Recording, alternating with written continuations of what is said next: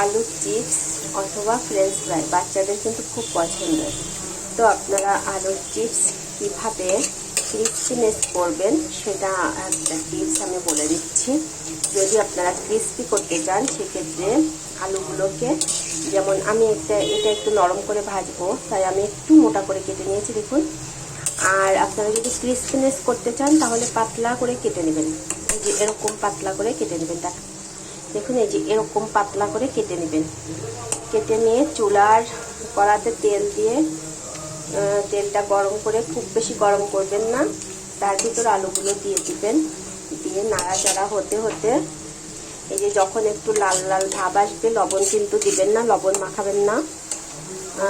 আর আলুগুলোকে কেটে আপনারা ভালো করে পানি ঝরিয়ে নেবেন, হ্যাঁ, ধুয়ে ভালো করে পানিটা ঝরিয়ে নেবেন।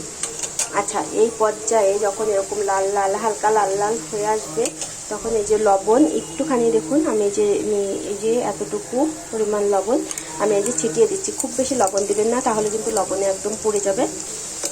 তো এই যে এবার আপনারা গোল্ডেন করে ভেজে নেবেন। কিছু হয়ে গিয়েছে, কিছু একটু পরে হবে, যেগুলো একটু মোটা করে কেটেছি। ধন্যবাদ সবাইকে।